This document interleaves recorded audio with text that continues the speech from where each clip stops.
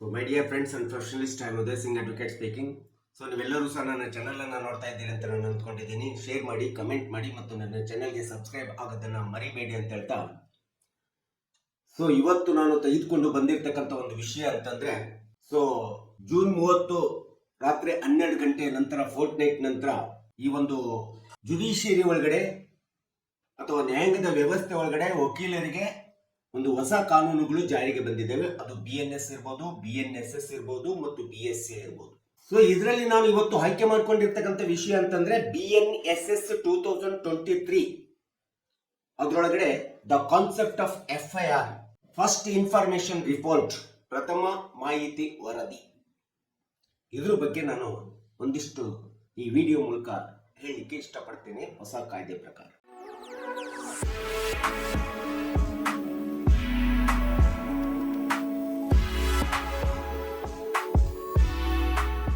So BNSS 2023 ಅಡಿಯಲ್ಲಿ FIR ಅನ್ನ ನಾವು ಇವತ್ತಿನಿಂದ ಯಾವುದೇ ಒಂದು ಹೊಸ ಕೇಸನ್ನ ಫೈಲ್ ಮಾಡಬೇಕಾದ್ರೆ FIR ಅನ್ನ ನಾವು ಈ BNSS ಕಾಯ್ದೆ ಅಡಿ 2023ರಲ್ಲಿ ಫೈಲ್ ಮಾಡಬೇಕು. ಮೊದಲು CRPC 1973 ಅಡಿಯಲ್ಲಿ ಯಾವುದೇ ಪೊಲೀಸ್ ಸ್ಟೇಷನ್ ಒಳಗಡೆ ಪೊಲೀಸ್ ಅಧಿಕಾರಿಗಳು FIR ಅನ್ನ ಈ ಒಂದು ಕಾಯ್ದೆ ಅಡಿಯಲ್ಲಿ ಫೈಲ್ ಮಾಡ್ತಿದ್ರು. ಆದ್ರೆ ಈಗ BNSS ಕಾಯ್ದೆ ಅಡಿಯಲ್ಲಿ ಫೈಲ್ ಮಾಡಬೇಕಾಗುತ್ತೆ. ಸೊ BNSS ಕಾಯ್ದೆಯ ಸೆಕ್ಷನ್ 173 FIR ಬಗ್ಗೆ ಹೇಳ್ತಿದೆ.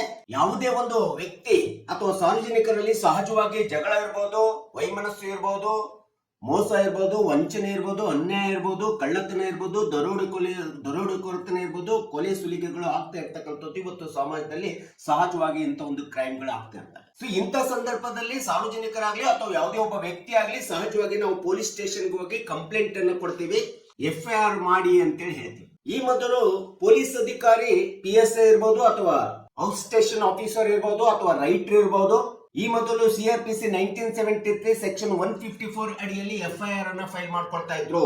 ಆದರೆ ಇವತ್ತಿನಿಂದ ನೀವು ಯಾರಾದ್ರೂ ಸಾರ್ವಜನಿಕರು ಅಥವಾ ಯಾವುದೇ ಒಬ್ಬ ವ್ಯಕ್ತಿ ಪೊಲೀಸ್ ಸ್ಟೇಷನ್ಗೆ ಹೋಗಿ ಕಂಪ್ಲೇಂಟ್ ಅನ್ನ ಕೊಟ್ಟಂತ ಸಂದರ್ಭದಲ್ಲಿ ಈಗ ಹೊಸದಾಗಿ ಬಂದಿರತಕ್ಕಂತ ಭಾರತೀಯ ನಾಗರಿಕ ಸುರಕ್ಷಾ ಕಾಯ್ದೆಯ ಸೆಕ್ಷನ್ 173 ಅಡಿಯಲ್ಲಿ FIR ಅನ್ನ ಫೈಲ್ ಮಾಡಬೇಕಾಗುತ್ತೆ. ಇದು ಸಾರ್ವಜನಿಕರಿಗೆ, ನಮಗೆ, ನಿಮಗೆ ಮತ್ತು ಪೊಲೀಸ್ ಅಧಿಕಾರಿಗಳಿಗೆ ಸ್ಪಷ್ಟವಾಗಿ ಗೊತ್ತಿದೆ. ಸೊ ಇಂಥ ಒಂದು FIR ಅನ್ನ ಫೈಲ್ ಮಾಡುವಂತ ಸಂದರ್ಭದಲ್ಲಿ BNSS ಸೆಕ್ಷನ್ 190 ಸ್ಪಷ್ಟವಾಗಿ ಹೇಳ್ತದೆ, ಯಾವುದೇ ಪೊಲೀಸ್ ಅಧಿಕಾರಿ ಕಂಪ್ಲೇಂಟ್ ಅನ್ನು ತೆಗೆದುಕೊಂಡ ತಕ್ಷಣ FIR ಅನ್ನು ಫೈಲ್ ಮಾಡ್ಲಿಕ್ಕೆ ಬರೋದಿಲ್ಲ. ಆದ್ರೆ ಕಂಪ್ಲೇಂಟಿನ ಸಂಪೂರ್ಣವಾದಂತ ವಿಚಾರಣೆ, ವಿವರಣೆಯನ್ನ ಕೈಗೊಳ್ಳಬೇಕು. ಪ್ರಿಲಿಮಿನರಿ ಎನ್ಕ್ವೈರಿ ಅಂತ ಹೇಳ್ತೀವಿ ಅದಕ್ಕೆ. ಇಂಥ ಒಂದು ವಿಚಾರಣೆ, ವಿವರಣೆಯನ್ನ ಕೈಗೊಂಡು ನಂತರ FIR ಅನ್ನ ಹಾಕ್ಬೇಕು. ಆ FIR ರಿಪೋರ್ಟ್ ಅನ್ನ ತಯಾರಿ ಮಾಡತಕ್ಕಂಥದ್ದು ಮಾಡ್ಬೇಕಂತೇಳಿ ಈ ಒಂದು FIR ಸೆಕ್ಷನ್ 173 ಕ್ಲಾಸ್ ಅನ್ನು ಸ್ಪಷ್ಟವಾಗಿ ಹೇಳ್ತಕ್ಕಂಥದ್ದು ನಾವು ನೋಡ್ತೇವೆ. BNSS ಕಾಯ್ದೆ ಬಂದಾಗಿನಿಂದ ಈ ಒಂದು ಸೆಕ್ಷನ್ 173 ಅಡಿಯಲ್ಲಿ ಸಂಪೂರ್ಣವಾಗಿ FIR ಅನ್ನ ಪರಿಶೀಲಿಸಬೇಕು, ವಿಚಾರಣೆ ಮಾಡಬೇಕು. FIR ನ ವಿಚಾರಣೆ ಮಾಡಿ FIR ಅನ್ನು ಹಾಕ್ಬೇಕು. ಯಾಕಂದ್ರೆ FIR ಎಂಬತಕ್ಕಂಥದ್ದು ಮುಂದೆ ನ್ಯಾಯಾಲಯಕ್ಕೆ ಹೋಗತಕ್ಕಂಥ ಚಾರ್ಜ್ ಶೀಟಿನ ಒಂದು ಮೂಲ ಅಂತೇಳಿ ಹೇಳ್ತೀವಿ, ಬೇಸಿಕ್ ರಿಪೋರ್ಟ್ ಅಂತೇಳಿ ನಾವು ಪರಿಗಣಿಸಬೇಕಾಗುತ್ತೆ. ಸೊ ಈ FIR ಅನ್ನು ಹಾಕುವಂತ ಸಂದರ್ಭದಲ್ಲಿ ಸೆಕ್ಷನ್ 173 ಪ್ರಕಾರ it is an cognizable or non cognizable offence ಎಂಬತಕ್ಕಂಥದ್ದನ್ನ ಸಂಪೂರ್ಣ ವಿಚಾರಿಸಬೇಕಾಗುತ್ತೆ.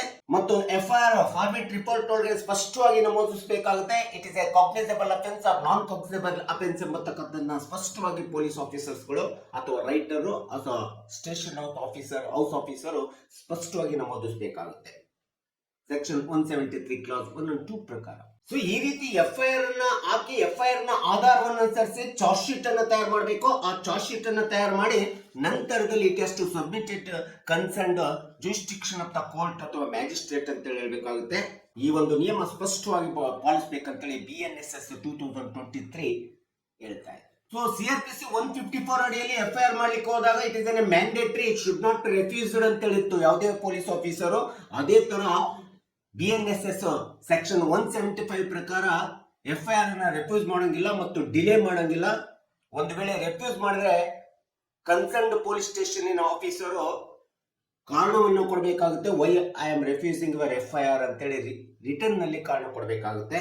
ಮತ್ತು FIR ನ ಫೈಲ್ ಮಾಡುವುದಕ್ಕಿಂತ ಮುಂಚಿತವಾಗಿ ಇನ್ವೆಸ್ಟಿಗೇಷನ್ ಆಫೀಸರು ಸಂಪೂರ್ಣವಾದಂತ ಕಂಪ್ಲೇಂಟಿನ ವಿವರಣೆ, ವಿಚಾರಣೆಯನ್ನ, ಪ್ರಿಲಿಮಿನರಿ ವಿಚಾರಣೆಯನ್ನ ಮಾಡಲೇಬೇಕು. ಸೊ ಈ ರೀತಿ ಯಾವುದೇ ಒಬ್ಬ ದೂರುದಾರ ಪೊಲೀಸ್ ಸ್ಟೇಷನ್ಗೆ ಹೋದಾಗ ಈ ರೀತಿಯಾದಂತ ಒಂದು ಕಂಪ್ಲೇಂಟ್ ಅನ್ನ ಕೊಟ್ಟಂತ ಸಂದರ್ಭದಲ್ಲಿ FIR ಫೈಲ್ ಮಾಡಬೇಕಾಗುತ್ತೆ. BNSS ಹೊಸ ಕಾಯ್ದೆ ಪ್ರಕಾರ FIR ನಲ್ಲಿ 0 FIR ಇವತ್ತಿನಿಂದ ಇಂಟ್ರೊಡ್ಯೂಸ್ ಆಗ್ತಾ ಇದೆ ಮತ್ತು ಈ ಫೈಲ್ FIR ಕೂಡ ಇಂಟ್ರೊಡ್ಯೂಸ್ ಆಗ್ತಾ ಇದೆ. 0 FIR ಅಂತಂದ್ರೆ ನೀವು ಎಲ್ಲೇ ಇರ್ಲಿ, ಘಟನೆ ಎಲ್ಲೇ ನಡೆದಿರ್ಲಿ, ನೀವು ಎಲ್ಲೇ ಇರ್ಲಿ, ಉದಾಹರಣೆಗೆ ನೀವು ಬೆಂಗಳೂರಲ್ಲಿ ಇರ್ತೀರಿ, ದಾವಣಗೆರೆಯಲ್ಲಿ ಅಥವಾ ಎಲ್ಲೋ ಕೊಪ್ಪಳದಲ್ಲಿ ಘಟನೆ ನಡೆದಿರ್ತದೆ ಅಂತಂದ್ರೆ ನೀವು ಇಲ್ಲಿಗೆ ಬಂದೇ FIR ಫೈಲ್ ಮಾಡ್ಬೇಕಂತೇನಿಲ್ಲ. ನೀವು ಬೆಂಗಳೂರಲ್ಲಿ ನಡೆದಂತ ಘಟನೆ ಬಗ್ಗೆ ಕಂಪ್ಲೇಂಟ್ ಅನ್ನು ಕೊಟ್ಟು FIR ಅನ್ನ ಫೈಲ್ ಮಾಡಿಸಬಹುದು. It is an 0 FIR irrespective of the jurisdiction of the court ಅಂತ ಹೇಳಿ ಹೇಳ್ತದೆ. ಇದನ್ನ ನಾವು 0 FIR ಅಂತೀವಿ.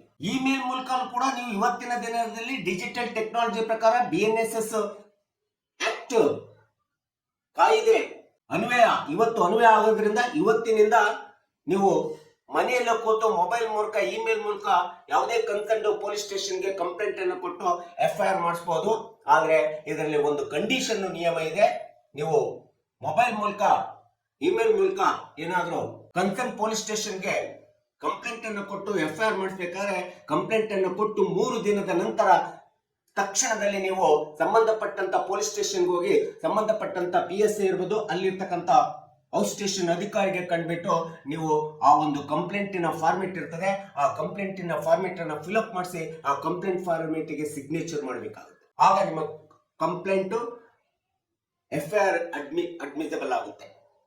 ಒಂದು ವೇಳೆ ಸಿಗ್ನೇಚರ್ ಮಾಡಲಿಕ್ಕೆ ಡಿನೈಡ್ ಮಾಡಿದಂತ ಸಂದರ್ಭದಲ್ಲಿ ಅಥವಾ ನಿಮ್ಮನ್ನ ಸಿಗ್ನೇಚರ್ ಮಾಡಿಸ್ಕೊಳ್ಳಿಕ್ಕೆ ಡಿಲೇ ಮಾಡಿದಂತ ಸಂದರ್ಭದಲ್ಲಿ ಸಂಬಂಧಪಟ್ಟಂತ ಮೇಲಧಿಕಾರಿಗಳಿಗೆ ಪೊಲೀಸ್ ಅಧಿಕಾರಿಯ ವಿರುದ್ಧ ಕಂಪ್ಲೇಂಟ್ ಅನ್ನ ಲಾಡ್ಜ್ ಮಾಡಬಹುದು ಅಥವಾ ಅವ್ರ ವಿರುದ್ಧ ಪ್ರೈವೇಟ್ ಕಂಪ್ಲೇಂಟ್ ಅನ್ನ ಕೋರ್ಟ್ ನಲ್ಲಿ ಲಾಡ್ಜ್ ಮಾಡುವಂತ ಹಕ್ಕು ಪ್ರತಿಯೊಬ್ಬ ಕಕ್ಷಿದಾರನಿಗೆ, ಪ್ರತಿಯೊಂದು ಸಾರ್ವಜನಿಕರಿಗೆ, ಪ್ರತಿಯೊಬ್ಬರಿಗೂ ಸಹ ಈ BNSS 2023 ಹೇಳಿರ್ತಕ್ಕಂಥ ನಾವು ನೋಡ್ತೀವಿ. ಇನ್ನು FIR ಅನ್ನ ಕಂಪ್ಲೇಂಟ್ ಕೊಟ್ಟು FIR ಅನ್ನ ಫೈಲ್ ಮಾಡಿದಂತ ಸಂದರ್ಭದಲ್ಲಿ ಯಾವ ಅಂಶಗಳು FIR ನಲ್ಲಿ ಇರಬೇಕು, what are the contents is required in the FIR ಅಂತ ಹೇಳಿದಾಗ ಮೊಟ್ಟ ಮೊದಲನೇದಾಗಿ FIR ಸಂಪೂರ್ಣವಾದಂತ ಪ್ರಿಲಿಮಿನರಿ ವಿಚಾರಣೆಯಿಂದ ಕೂಡಿರಬೇಕು, ಪ್ರಿಲಿಮಿನರಿ ವಿವರಣೆಯಿಂದ ಕೂಡಿರಬೇಕು, ಪ್ರಾಥಮಿಕವಾದಂತ ವಿಚಾರಣೆ ಇರಲೇಬೇಕು ಅದರಲ್ಲಿ FIR ನಲ್ಲಿ ಮೊಟ್ಟ ಮೊದಲನೇದಾಗಿ.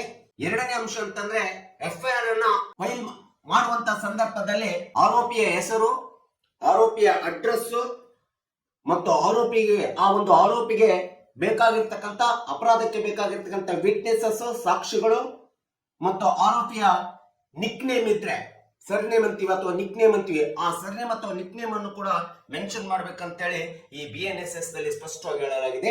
FIR ನಲ್ಲಿ ಬೇಕಾಗಿರ್ತಕ್ಕಂಥ ಎರಡನೇ ಒಂದು ಅಂಶ. ಇನ್ನು ಮೂರನೇ ಥರ್ಡ್ ಕಂಟೆಂಪ್ಟ್ ಅಂತಂದ್ರೆ ಆರೋಪಕ್ಕೆ ಸಂಬಂಧಪಟ್ಟಂತ ಅಥವಾ ಅಪರಾಧಕ್ಕೆ ಸಂಬಂಧಪಟ್ಟಂತ ಸಮ್ಮರಿ ಇನ್ವೆಸ್ಟಿಗೇಷನ್ ಅಂತ ಹೇಳ್ತೀವಿ ಅಥವಾ ಸಮ್ಮರಿ ಎನ್ಕ್ವೈರಿ ಅಂತ ಹೇಳ್ತೀವಿ. ಘಟನೆ ಎಲ್ಲಿ ನಡೆದಿದೆ, ಘಟನೆಯ ವಿಧ ಏನಿದೆ, ಘಟನೆಯಲ್ಲಿ ನಡೆದಂತ ಸಾಕ್ಷ್ಯಾಧಾರದ ಕುರುಹುಗಳು ಏನಿದ್ದಾವೆ ಇವೆಲ್ಲವುಗಳನ್ನು ಸಹ FIR ಫಾರ್ಮೆಟ್ ಒಳಗಡೆ ಕಂಪಲ್ಸರಿಯಾಗಿ ಮೆನ್ಷನ್ ಮಾಡಬೇಕು. ಸೆಕ್ಷನ್ 173 ಅನ್ನು ನಾವು ನೋಡಿದಾಗ ಇನ್ನ BNSS ಸೆಕ್ಷನ್ 176 FIR ನಲ್ಲಿ ಇರಬೇಕಂತ ಇನ್ನೂ ಅತಿ ಪ್ರಮುಖವಾದಂತ ದಾಖಲೆಗಳಂತಂದ್ರೆ ಅಪರಾಧಕ್ಕೆ ಸಂಬಂಧಪಟ್ಟಂತ ಅಥವಾ ಆರೋಪಿಗೆ ಸಂಬಂಧಪಟ್ಟಂತ ಸಾಕ್ಷ್ಯಾಧಾರಗಳು, ದಾಖಲೆಗಳು ಕ್ರೋಢೀಕರಣವಾಗಿರ್ಬೇಕು, ಟೆಕ್ನಾಲಜಿಕಲ್ ಡಾಕ್ಯುಮೆಂಟ್ಸ್ಗಳು ಸಹ ಕ್ರೋಢೀಕರಣವಾಗಿರ್ಬೇಕು, ಫಿಸಿಕಲ್ ಎವಿಡೆನ್ಸಸ್ ಇರಬೇಕು ಮತ್ತು ಫೋರ್ಸಿಕ್ ವರದಿ ಕೂಡ ಇರಬೇಕಾಗುತ್ತೆ. ಎಲ್ಲ ಅಂಶಗಳನ್ನ FIR ನಲ್ಲಿ ಹೊಂದಿರ್ಬೇಕಂತೇಳಿ BNSS ಸೆಕ್ಷನ್ 176 ಸ್ಪಷ್ಟವಾಗಿ ಹೇಳ್ತದೆ. ಸೊ ಇನ್ನೊಂದು ಅತಿ ಪ್ರಮುಖವಾದಂತ ಮುಖ್ಯ ಅಂಶ ಅಂತಂದ್ರೆ BNSS 181 ಸೆಕ್ಷನ್ ಪ್ರಕಾರ ಯಾವುದೇ ಒಂದು ಕಂಪ್ಲೇಂಟ್ ಬಂದು FIR ಅನ್ನ ಫೈಲ್ ಮಾಡುವಂತ ಸಂದರ್ಭದಲ್ಲಿ ಘಟನೆ ನಡೆದಂತ ಅಪರಾಧ ಅಥವಾ ಘಟನೆ ನಡೆದಂತ ಸ್ಥಳಕ್ಕೆ ಸ್ಪಷ್ಟವಾಗಿ ಇನ್ವೆಸ್ಟಿಗೇಷನ್ ಆಫೀಸರ್ ಹೋಗಬೇಕು. ಆ ಘಟನಾ ಸ್ಥಳದಲ್ಲಿರ್ತಕ್ಕಂಥ ಪಂಚನಾಮವನ್ನು ಮಾಡಬೇಕಾಗುತ್ತೆ. ಇವತ್ತಿನ ದಿನದಲ್ಲಿ ವಿಡಿಯೋಗ್ರಾಫರ್, ಫೋಟೋಗ್ರಾಫರ್ ಕೂಡ ಹೋಗಬೇಕಾಗುತ್ತೆ. ಡಿಜಿಟಲ್ ಟೆಕ್ನಾಲಜಿಕಲ್ ಡಾಕ್ಯುಮೆಂಟ್ಸ್ ಗಳನ್ನ ಕಲೆಕ್ಟ್ ಮಾಡಬೇಕಾಗುತ್ತೆ ಮತ್ತು ಪಂಚನಾಮವನ್ನ ಮಾಡುವುದಲ್ಲದೆ ಇಡೀ ಒಂದು ಘಟನಾ ಸ್ಥಳದಲ್ಲಿ ನಡೆದಂತ ಎಲ್ಲ ಕುರುಹುಗಳನ್ನ ಡಿಜಿಟಲ್ ಟೆಕ್ನಾಲಜಿ ಮೂಲಕ ರೆಕಾರ್ಡ್ಸ್ ಮಾಡಬೇಕಾಗುತ್ತೆ. ಅಲ್ಲಿ ಫೋಟೋ ಇರಬಹುದು, ಎಲ್ಲದನ್ನ ಡಿಜಿಟಲ್ ಟೆಕ್ನಾಲಜಿ ಮೂಲಕ ರೆಕಾರ್ಡ್ ಅನ್ನ ಮೇಂಟೈನ್ ಮಾಡಬೇಕಾಗುತ್ತೆ. ಮತ್ತು ಅಲ್ಲಿ ನಡೆದಂತ ಪಂಚನಾಮದಲ್ಲಿ ನಡೆದಂತ ಏನು ವಿಟ್ನೆಸಸ್ ಇರ್ತದೆ, ಆ ವಿಟ್ನೆಸಸ್ ರಿಟರ್ನ್ ಸ್ಟೇಟ್ಮೆಂಟ್ ಕೂಡ ರೆಕಾರ್ಡ್ ಮಾಡೋದು ತುಂಬಾ ಅವಶ್ಯಕ ಅಂತೇಳಿ ಸೆಕ್ಷನ್ 181 ಸ್ಪಷ್ಟವಾಗಿ ಹೇಳ್ತದೆ BNSS. ಅಲ್ಲಿ ಏನು ಹೈ ವಿಟ್ನೆಸಸ್ ಅಂತ ಹೇಳ್ತಿರ್ತಾರೆ, ಹೈ ವಿಟ್ನೆಸಸ್ ಸ್ಟೇಟ್ಮೆಂಟ್ ಅನ್ನ ರೆಕಾರ್ಡ್ ಮಾಡಬೇಕು. ಅದು ಡಿಜಿಟಲ್ ಟೆಕ್ನಾಲಜಿಕಲ್ ಮೂಲಕ ರೆಕಾರ್ಡ್ ಮಾಡಬೇಕಾಗುತ್ತೆ. ಅದು ಫೋಟೋ ಇರ್ಬೋದು, ಅವ್ರ ಹೇಳಿಕೆ ಇರ್ಬೋದು, ವಾಯ್ಸ್ ರೆಕಾರ್ಡ್ ಇರ್ಬೋದು, what ever it may be they, it must be produce before the honourable court ಅಂತೇಳಿ ನಾವು ಈ ಒಂದು BNSS ಆಕ್ಟ್ FIR ನಲ್ಲಿ ಹೇಳ್ತಕ್ಕಂಥ ನಾವು ನೋಡ್ತಾ ಇದ್ದೀವಿ. ಅವಶ್ಯಕತೆ ಬಿದ್ರೆ ಮೆಡಿಕಲ್ ಆಫೀಸರ್ಸ್ ರಿಪೋರ್ಟ್ ಅನ್ನು ತೆಗೆದುಕೋಬಹುದು, ಪರ್ಸನಿಕ್ ಒಪಿನಿಯನ್ ಕೂಡ ತೆಗೆದುಕೋಬಹುದು. ಇದೆಲ್ಲದೂ ಕೂಡ FIR ನಲ್ಲಿ ಇರಬೇಕಂತೇಳಿ ಹೇಳ್ತಕ್ಕಂಥ ನಾವು ನೋಡ್ತೇವೆ. ಇದೆಲ್ಲ ಒಂದು ಪ್ರಕ್ರಿಯೆ ನಡೆದ ನಂತರದಲ್ಲಿ FIR ಅನ್ನ ರಿಪೋರ್ಟ್ ಅನ್ನ ಸ್ಪಷ್ಟವಾಗಿ ತಯಾರು ಮಾಡಿ ನಂತರ ಅದನ್ನ ಚಾರ್ಜ್ ಶೀಟ್ ಅನ್ನು ಹಾಕಬೇಕಾಗುತ್ತೆ. ಚಾರ್ಜ್ ಶೀಟ್ ಹಾಕಿದ ನಂತರ ಸಹಜವಾಗಿ FIR ನ ಆಧಾರಿತವಾಗಿರ್ತಕ್ಕಂಥ ಚಾರ್ಜ್ ಶೀಟ್ ಅನ್ನು ಸಂಬಂಧಪಟ್ಟಂತ ನ್ಯಾಯಾಲಯದ ಮ್ಯಾಜಿಸ್ಟ್ರೇಟ್ಗೆ ಅಥವಾ ನ್ಯಾಯಾಧೀಶರಿಗೆ ಕಳ್ಕೊಳ್ಬೇಕಾಗುತ್ತೆ. ಆಗ ಈ ಒಂದು FIR ಮೇಲೆ ಏನು ಒಂದು ಆರೋಪದ ಮೇಲೆ, ಒಂದು ಅಪರಾಧದ ಮೇಲೆ FIR ಫೈಲ್ ಆಗಿರ್ತದೆ, ನಂತರದಲ್ಲಿ ಮ್ಯಾಜಿಸ್ಟ್ರೇಟ್ ಹೋದಂತ ಸಂದರ್ಭದಲ್ಲಿ, ನ್ಯಾಯಾಧೀಶರ ನ್ಯಾಯಾಲಯದ ಒಳಗೆ ಹೋದಂತ ಸಂದರ್ಭದಲ್ಲಿ ಟ್ರಯಲ್ ಪ್ರಾರಂಭ ಆಗುತ್ತೆ. ಕೋರ್ಟ್ ಪ್ರೊಸೀಡಿಂಗ್ಸ್ ಟ್ರಯಲ್ ಪ್ರಾರಂಭ ಆಗುತ್ತೆ ನಾವು ನೋಡ್ತೇವೆ. ಸೊ ಈ ರೀತಿ ಒಂದು FIR ನ ಫೈಲ್ ಮಾಡುವಂತ ಸಂದರ್ಭದಲ್ಲಿ ಒಂದು ವೇಳೆ ಯಾವುದೇ ಪೊಲೀಸ್ ಅಧಿಕಾರಿ, ಪೊಲೀಸ್ ಸ್ಟೇಷನ್ ಅಧಿಕಾರಿ ಈ ಒಂದು FIR ನಲ್ಲಿ ಏನಿರ್ತಕ್ಕಂಥ ಈ ಎಲ್ಲ ಅಂಶಗಳಲ್ಲಿ ಯಾವುದಾದರೂ ಒಂದು ಲ್ಯಾಕ್ ಆಫ್ ಡೀಟೇಲ್ಸ್ ಇತ್ತು ಅಂತ ಹೇಳಿದ್ರೆ, ಯಾವುದೇ ಒಂದು ವಿಷಯದ ವಿವರಣೆ ಸ್ಪಷ್ಟವಾಗಿ ಕೊಟ್ಟಿಲ್ಲ ಅಥವಾ ಮಾಹಿತಿಯನ್ನು ಕೊಟ್ಟಿಲ್ಲ ಅಂತೇಳಿ ಬಂದಂತ ಸಂದರ್ಭದಲ್ಲಿ ಕನ್ಸರ್ನ್ಡ್ ನ್ಯಾಯಾಲಯದ ನ್ಯಾಯಾಧೀಶರು, ಮ್ಯಾಜಿಸ್ಟ್ರೇಟರು, they have the power to, concerned jurisdiction magistrate, they have the power to re-investigation the crime ಅಂತೇಳಿ ಆದೇಶ ಮಾಡುವಂತ ಅಧಿಕಾರ, ರೀಇನ್ವೆಸ್ಟಿಗೇಷನ್ ಮತ್ತೆ FIR ಅನ್ನ ಹಾಕ್ಲಿಕ್ಕೆ ಆದೇಶವನ್ನು ಮಾಡುವಂತ ಅಧಿಕಾರ ನ್ಯಾಯಾಲಯದ ನ್ಯಾಯಾಧೀಶರಿಗಿದೆ. when the FIR is incomplete, not perfect. Before submitting the FIR to the magistrate, the concerned police station officer, he has to take the report with permission of the higher officer. They must have to confine the accuracy of the whatever FIR it has been filed by the concerned police officer.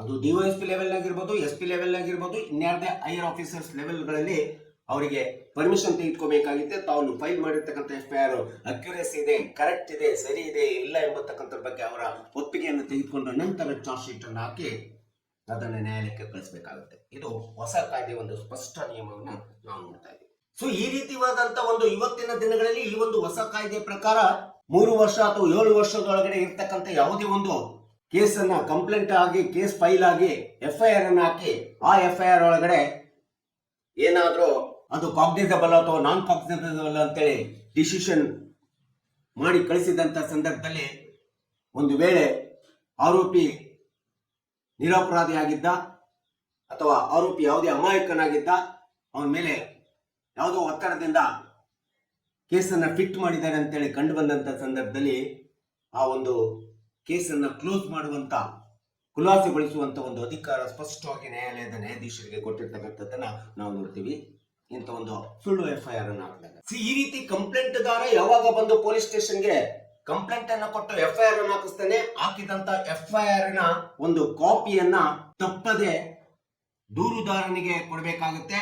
ಮತ್ತು investigation officer ಯಾವುದೇ complaint ಅನ್ನು ಕೊಟ್ಟಾಗ ಆ ಅಪರಾಧಕ್ಕೆ ಸಂಬಂಧಪಟ್ಟಂತ FIR ಅನ್ನು ಹಾಕುವಾಗ ದೂರುದಾರನ ಜೊತೆಗೆ ನಿರಂತರವಾದಂತ ಸಂಪರ್ಕವನ್ನು ಹೊಂದಿರಬೇಕು, ಕಮ್ಯುನಿಕೇಶನ್ ಅನ್ನು ಹೊಂದಿರಬೇಕಂತೇಳಿ ಭಾರತೀಯ ನಾಗರಿಕ ಸುರಕ್ಷಾ ಸಂಹಿತೆ 2023 ಸೆಕ್ಷನ್ 173 ಕ್ಲಾಸ್ 1 and 2 ಒಳಗೆ ಸ್ಪಷ್ಟವಾಗಿ ಹೇಳಿರ್ತಕ್ಕಂಥದ್ದು ನಾವು ನೋಡ್ತಾ ಇದ್ದೀವಿ. ಸೊ FIR ಅನ್ನು ಫೈಲ್ ಮಾಡುವಂತ ಸಂದರ್ಭದಲ್ಲಿ ಸ್ಪೆಸಿಫಿಕ್ ಪ್ಲೇಸ್ ಇರಬೇಕು, ಸ್ಪೆಸಿಫಿಕ್ ಟೈಮ್ ಮೆನ್ಷನ್ ಮಾಡಿರಬೇಕು, ಮತ್ತು FIR ಅನ್ನ ಯಾವುದೇ ಕಾರಣಕ್ಕೂ ರಿಫ್ಯೂಸ್ ಮಾಡಂಗಿಲ್ಲ ಮತ್ತು ಡಿಲೇ ಕೂಡ ಮಾಡಂಗಿಲ್ಲ. ಒಂದು ವೇಳೆ ರಿಫ್ಯೂಸ್ ಅಥವಾ ಡಿಲೇ ಮಾಡಿದ್ರೆ the concerned police station police officer, he has to give the report why he has to refuse the FIR and why he has to delay the FIR. He has to mention the reason, because FIR delay ಆಯ್ತು ಅಂದ್ರೆ ನ್ಯಾಯದಾನದ ಪ್ರಕ್ರಿಯೆಗೆ ತೊಂದರೆ ಆಗ್ತದೆ. Justice delayed is A justice denied ಅಂತ ಹೇಳ್ತೀವಿ. ಈ ರೀತಿ ಆಗ್ಬಾರ್ದು ಅಂತೇಳಿ ಇವತ್ತು ಈ ಒಂದು BNSS ನ ಹೊಸ ಕಾಯ್ದೆ ಒಳಗಡೆ ಈ ಒಂದು ಅಪರಾಧ ಪ್ರಕ್ರಿಯೆಯಲ್ಲಿ ಒಂದು ಸ್ಪಷ್ಟವಾದಂತ ಒಂದು ನಿಯಮಗಳ ಬದಲಾವಣೆ ಮಾಡಿರ್ತಕ್ಕಂಥದ್ದು ನಾವು ನೋಡ್ತಿದ್ದೀವಿ.